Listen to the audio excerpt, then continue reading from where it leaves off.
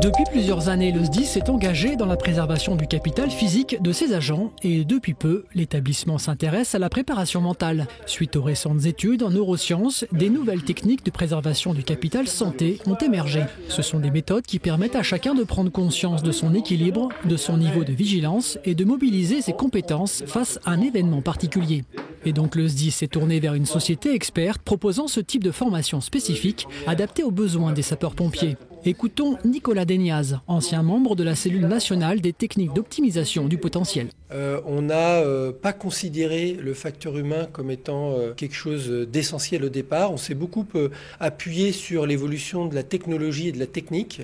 Et on s'aperçoit maintenant que finalement, ce qui reste véritablement à améliorer, ce qui fait la différence, c'est la dimension mentale, où il y a une marge de progression et où il y a un impact sur le résultat. Ces techniques utilisées par le monde sportif, mais aussi par l'armée, sont issues des recherches développées par le docteur Edith Perrault-Pierre, appelées les TOP, les techniques d'optimisation du potentiel. Ces techniques utilisent des méthodes déjà connues, comme la programmation neurolinguistique, l'hypnose, le yoga et bien d'autres encore. Ainsi, elles interagissent directement sur les capacités cognitives, psychologiques, émotionnelles et comportementales. Des notions que les soldats du feu doivent appréhender afin d'être le plus efficients. Écoutons Thomas Defosse, instigataire de cette formation, nous parler de ses avancées au sein de la profession. Alors aujourd'hui, c'est un grand jour, c'est à la fois l'aboutissement du projet qui a débuté il y a déjà quelques années, qui a été lancé donc il y a environ un an.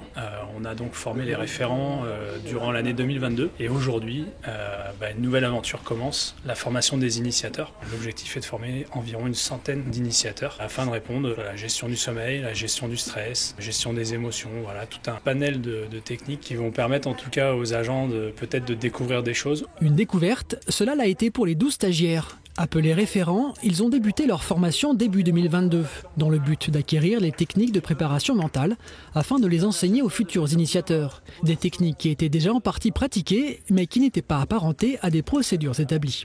C'est vraiment une première, c'est tout nouveau, c'est quelque chose qui, je pense qu'on ne prenait pas en compte depuis des années, c'est quelque chose qu'on en parlait quotidiennement, mais c'est, comme on disait, c'est peut-être pas des mots qu'on mettait sur des sensations, des émotions. Là, vraiment, on a une formation où justement, on va pouvoir aider les personnes à peut-être mieux s'exprimer, à peut-être mieux ressentir et du coup d'éviter de cacher certains mots, MAUX, pour justement améliorer le quotidien, quoi. Pour en avoir parlé, je pense que ça répond à des besoins qu'on a. Ça permet juste de les renforcer, de les consolider, la formation qu'on a suivie, et parfois aussi de mettre un nom sur ce qu'on faisait déjà.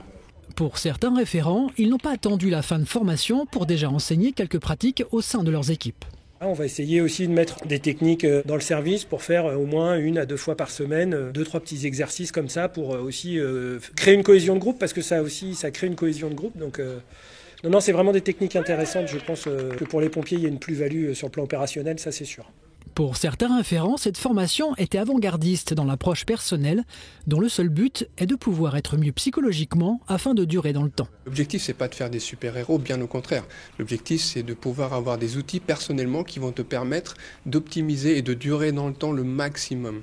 Si quelques autres SDIS ont déjà mis en pratique cette formation au sein de leurs institutions, le SDIS des Yvelines a la particularité de l'ouvrir au personnel administratif, technique et spécialisé. À partir de toutes les techniques qui nous ont été enseignées, quel choix on fait pour adapter au milieu sapeur-pompier, mais aussi bien pour la partie opérationnelle, évidemment, à laquelle on pense rapidement, mais sans oublier les personnels qui sont en service hors rang ou les personnels administratifs, techniques et spécialisés qui font partie aussi de la grande famille. En tout cas, aux SDIS des Yvelines, l'équipe qui a monté cette démarche a pris soin de n'exclure personne. Donc, il y a du PATS, il y a du pompier, il y a du volontaire, il y a de tout. La formation d'une centaine d'initiateurs sur le département a débuté en ce début d'année et va se poursuivre tout au long de ce premier trimestre. Sur 3 jours, les stagiaires vont acquérir suffisamment de techniques afin de pouvoir les enseigner auprès de leurs collègues au sein de leurs centres respectifs. Ça donne envie vraiment de poursuivre. On se rend compte que vraiment cette préparation mentale est... En fait, elle est nécessaire. Je pense qu'on se prépare déjà physiquement en faisant de la muscu, du sport et tout ça. Je pense qu'il faut préparer la tête aussi. Et il y a des méthodes pour ça. Donc, c'est bien d'apprendre ces méthodes-là. Et là, on a des formateurs extraordinaires. Donc, c'est une belle expérience. Peut-être que mes collègues féminines personnel administratif seront peut-être un petit peu plus à même de venir me demander que d'aller voir un pompier professionnel ou un pompier volontaire. L'espoir des formateurs, référents ou initiateurs est de voir cette formation évoluer. Tous souhaitent que chaque agent du SDIS s'approprie les techniques enseignées afin que celles-ci soient bénéfiques aussi bien pour un épanouissement personnel que pour l'établissement. Si les sapeurs-pompiers se donnent l'occasion de vivre quelque chose pour eux, de prendre le risque de baisser un peu sa garde et de tester des nouvelles choses d'un point de vue perso, ça peut être que bénéfique parce que l'idée de cette formation, c'est de mieux vivre et de mieux être pour être plus opérationnel. Je pense que l'humain, là, clairement, a un rôle très important à jouer et au fur et à mesure des années, on s'en rend compte avec l'expérience encore davantage.